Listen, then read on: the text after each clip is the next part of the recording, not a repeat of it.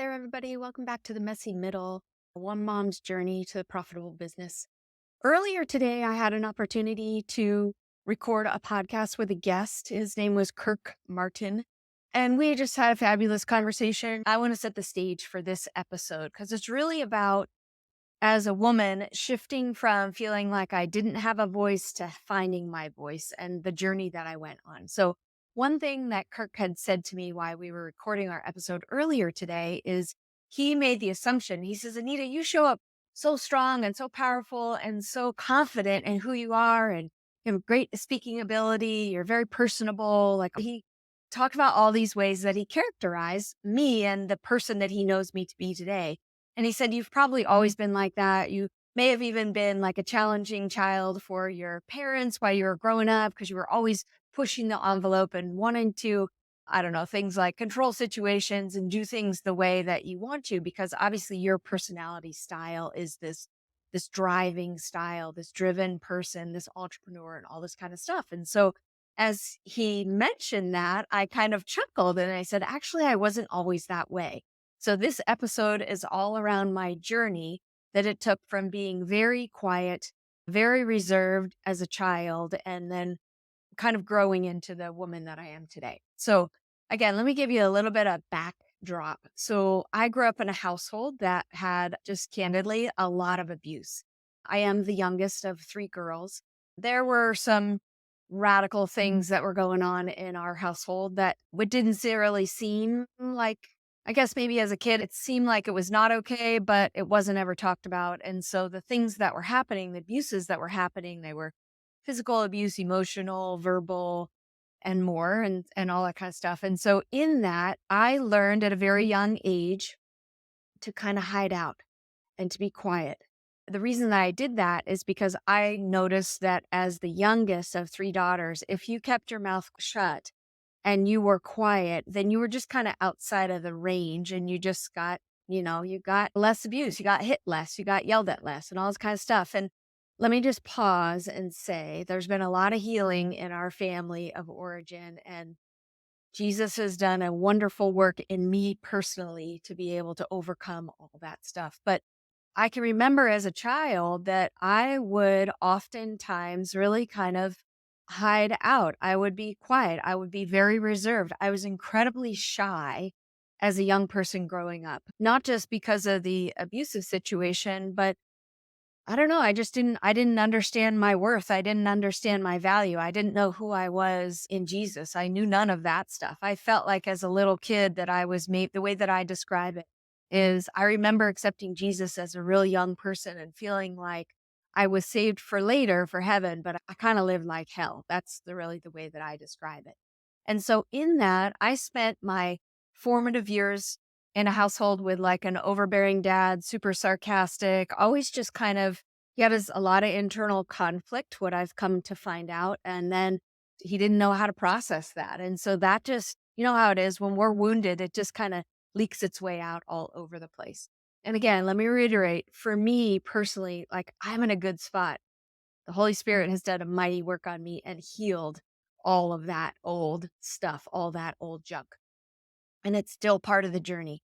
So that was like my formative years, my grade school years. At around maybe 10 or 11 years old, my parents split up.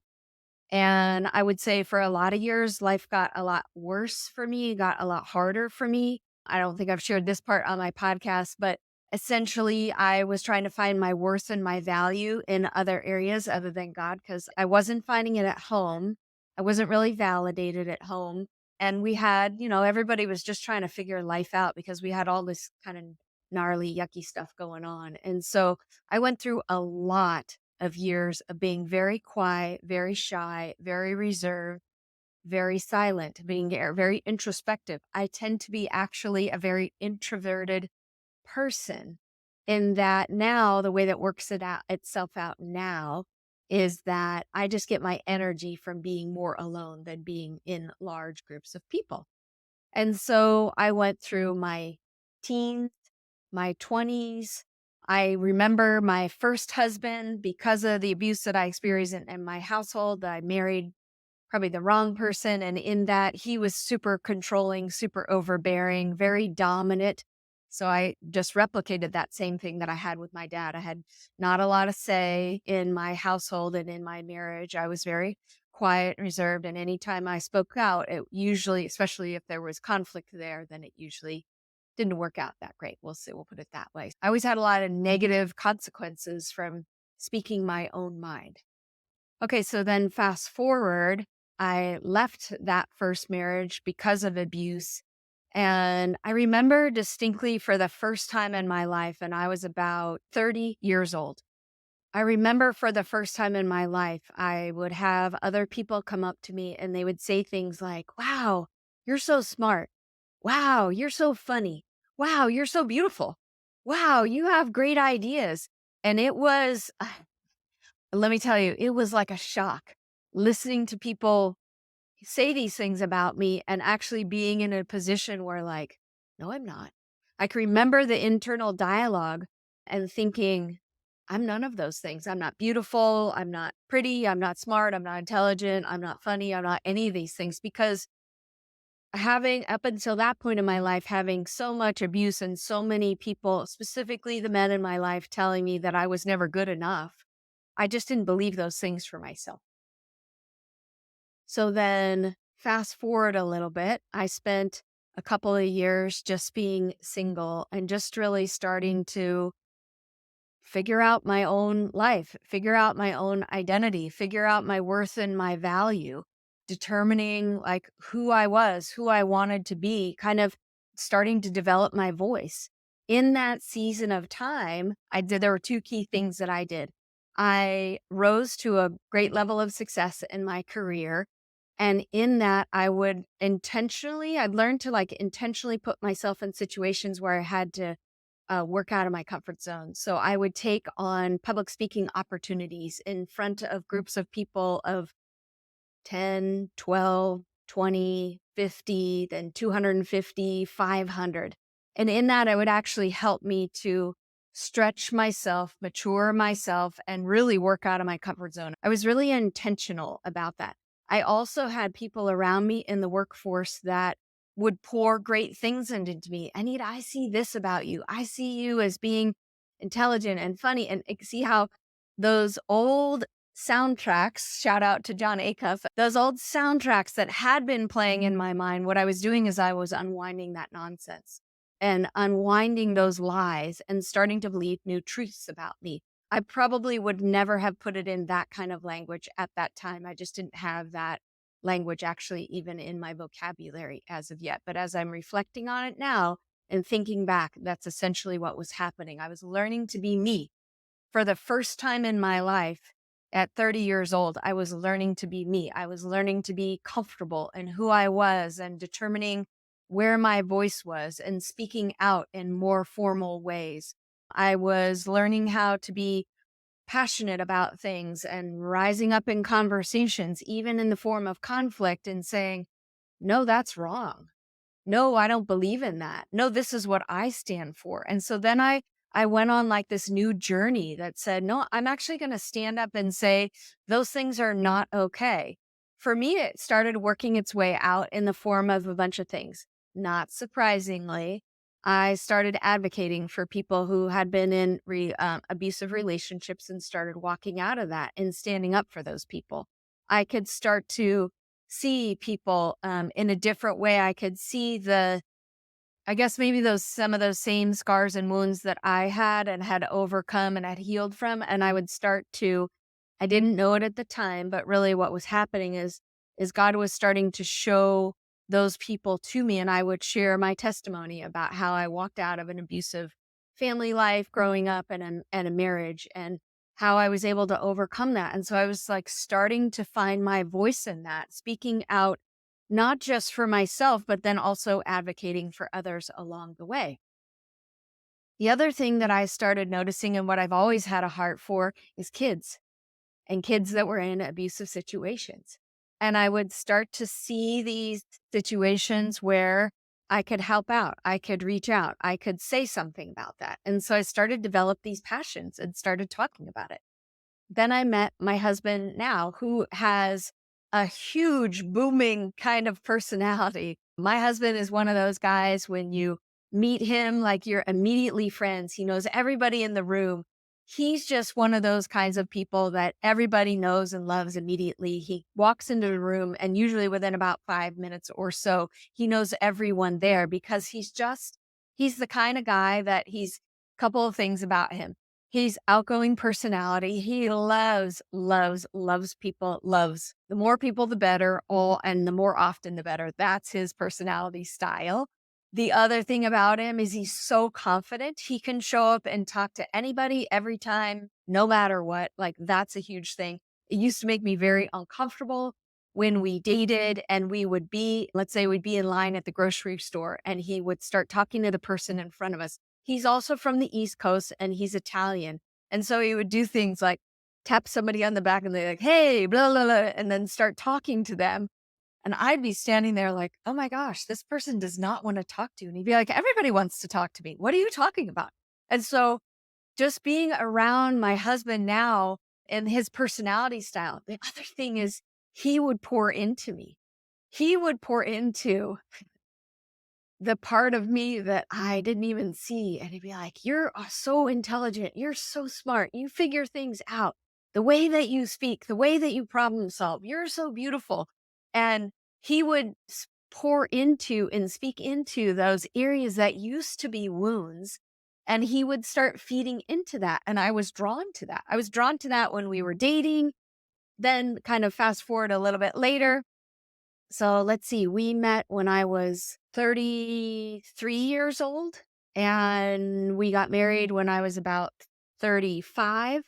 And so when in that season of getting to know him, watching his personality style, watching the way that he worked, watching the ease in which he communicated with people and the ease in which people were drawn to him. What I found is that I was actually drawn to that as well. I was more comfortable in doing things like traveling. I traveled for work all of the time early on in my career. And I would say to him like, oh, no, no, no, no. I could never go out to dinner by myself. And he'd be like, what do you mean you can't go out to dinner by yourself? Like, why not? Grab a book and just go. So he would watching him do what he does naturally and then having him encourage me, like, honey, just step out. People love you. Just talk to people, get to know them. It actually really built my confidence up in so many ways. And then he would challenge me. He would challenge me in sales kinds of situations, like just show up. Just, the product, you have an expertise, you have the skill set. Just show up and have the conversation. And he would always say, just show up and be you. People are going to love you no matter what. And if they don't, no, don't worry about it. It's no big deal. And so years of that. Now we've known each other for 20 years. So that's been a journey for us as well. Just little by little, he would encourage me and he would boost me up. And then little by little, I would try and I would put myself in new situations. I would put myself in leadership roles. In our church, we serve on lots of different teams. We run different teams. And as I would just show up naturally being me, people would be drawn to me and they would see me as a leader, and that would build my confidence as well. So see how these elements of finding my voice, speaking out, speaking up has actually boosted my confidence to do things like this, like to actually have a podcast, like to actually be an entrepreneur and be able to connect with prospects and clients and show up and serve. Now, the ways that it's been more difficult to do that is I'll just be really transparent, really vulnerable and say, at times, because my husband has such a big personality, and at times early on in our marriage, I could have a tendency to kind of shrink back. But I always had in my mindset, you know what? In my first marriage, because of the abuse, I made vows to myself. I made promises to myself, like, I'm never going to let some of those same things happen again. I'm never going to let my voice go unheard. I'm never going to let myself fall prey to these kinds of things. So this was also working in me. And so in my current marriage, where my husband and I would start to have conflict, I would stand up to him and say, like, no, what you're saying is wrong. No, that's not okay. No, it's not okay to speak to me that way. No, it's not okay and I mean, at first, let's be transparent about it. Let's be honest about it, because I feel like the vulnerability is when we hear this from other people, then we actually get courage. We borrow their courage, and then we have courage to go forward and try it on our own. So what would happen is we would get in conflict, and then I would stand up. I would stand up for things that I thought were not right. I would stand up for things that I thought were not right in our marriage, just in conversations and conflict that would come up for us. I would stand up in situations with my stepson where I felt like he was not being treated well. I would stand up in situations with our own children that we had together. So, of all three of our kids, there's one thing about me. If anybody's going to cross me and I am the fastest, I will have the fastest reaction to show up and show up strong, show up passionately, show up powerfully. It's somebody coming against my kids. And so there were all these situations that as we've been raising kids, I would stand up and be like, that's not okay. And here's why. And it worked its way out in our marriage in a healthy way. So see how what's happening here? I had all these unhealthy experiences as a kid growing up. And then they actually formed me to do things very, very differently with my own children. So it started with my children, the ability to stand up and passionately speak my mind and speak up for what I felt like was right. And then that worked its way out in our marriage and in our social circles. It worked its way out in church. It worked its way out in boundaries because I had been raised in a environment, a household with alcoholic dad, lots of abuse, lots of wacky things going on, some not great things with my siblings, my mom, like all sorts of levels of just nuttiness. I put up very, very strong, immovable boundaries around my kids because I felt like no matter what, I'm going to protect them. Okay. So then, practical example, sleepovers were under most circumstances were a no. And then we kind of came up with all these rules as to who was allowed around our kids, who was allowed to even stay the night, where were my kids, if they were able to have a sleepover, what were the boundaries, the real solid boundaries that were allowed, and then a whole bunch of stuff that was totally not allowed. When my mom, she had married my stepdad, a wonderful man, helped me walk through a whole bunch of stuff, and then she's since had some relationships that have not been amazing, and we've had to put up boundaries in that. And that's, I got to tell you, that's so hard to do. It's really hard to set up boundaries with the people closest to you because those are the people that are most likely the ones that when you put up boundaries, they're the ones that, how does it say? There's a book called Boundaries by Dr. Cloud and Townsend. I think those are the two authors. I'll make sure and look that up and put that in the show notes. They talk about how the people that have the hardest time with your boundaries are the ones that are completely, you know, stomping over your boundaries right now. So I experienced that. I experienced that in my current marriage. I experienced that in my family of origin. I experienced that in my church community. I experienced that with people that did things differently in the way they raised their kids and the way that we raised our kids. And I just kind of had to come to a spot in my life where I said, I appreciate what somebody else does in their house, but this is what's happening in our household. And this is why we had our reasons as to why we did things. Okay, the other element in there, and I've kind of alluded to this, but I want to talk about it specifically, is for me, all of the healing came from God. It came from knowing the Father, knowing through Jesus, and then having the Holy Spirit come through. I've done a tremendous amount of work on inner healing and cutting those soul ties and healing those old wounds and having the Holy Spirit come in and fill those gaps, fill those spots in my heart, in my soul, in my life, in my spirit that were kind of a wreck. You know, those spots where I just would say candidly, either things that were perpetrated against me or things that I had done to others because of those wounds that I had, or just, the devil creeping up and trying to beat me down, all that kind of stuff. And so, because I fought a battle for so many years to try to be an overcomer, I guess that's maybe the other part of it is my circumstances have caused me to shift and now show up the way that I show up today. My desire to be healed has caused me to shift and now show up the way I desire to show up today. Jesus has helped me to shift to show up now today the way that I know how to show up. I have done a lot of inner work that's allowed me to show up in my true personality style. I am an entrepreneur. I am driven. I am passionate about topics. I am passionate about the things that I'm really passionate about, and I won't be kept silent. Like raising kids. That's been an element and part of my journey to be able to show up and say, no matter what, I'm going to be an advocate for people that have been marginalized in these kinds of situations. I am sensitive in the spirit to be able to be in settings inside a church, outside a church, in my neighborhood, at restaurants, everywhere I go, and having the Holy Spirit show me, go over and pray for that person. Having this Holy Spirit show me something's going on there. I just have the ability to see those kinds of things and recognize some of the behaviors that go along with somebody who's walked out of abuse. And it could be any kind of abuse. I don't really care. It could be physical abuse, emotional abuse, drug abuse, sexual abuse, alcohol abuse, verbal, emotion, like all of it. Like I've walked through so much of it that I can spot it in another person real clearly. Oftentimes what happens is with confidence, because I've been healed and I know who I am as God's daughter, I can show up and bless somebody else by being able to just see those same behaviors, characteristics, the look on the face, the look in the eye. I don't know, it's all those things. So, how does that relate to business? I mean, I don't know. It just means that I show up and I try to overcome the fears that I have of showing up on camera every single day because I know that this is what God's called me to.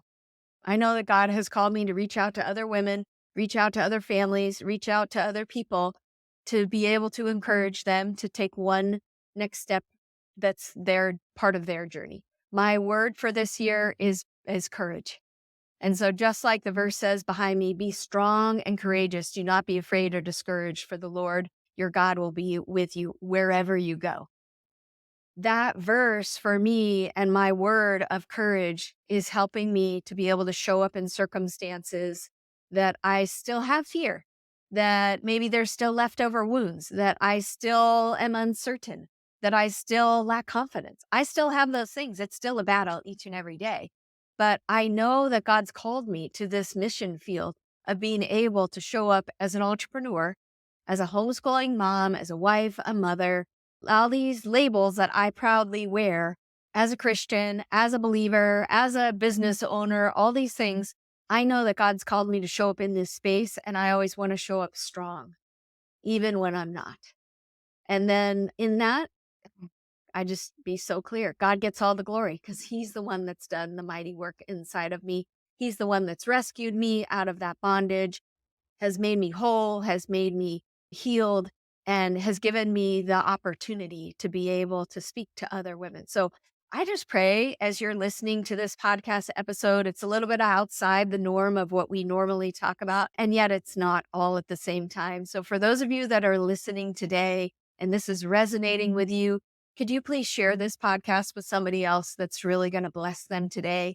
Could you go ahead and like and subscribe to the channel and do all those things that we know how to do, and then comment and rate the podcast so that we can get more successful corporate women of faith that want to be able to build a business, more believers, more females that might be in a homeschooling role. They don't feel like they have a voice, but they know that they have this vision that God's given them to do something different. And part of that is finding their voice. So I just hope and pray that you are so blessed today. And just know that whoever's listening to this, it's the perfect right time for you to hear this message. And I'm always praying for you. So if you need anything at all, please reach out. So be blessed and have a great day.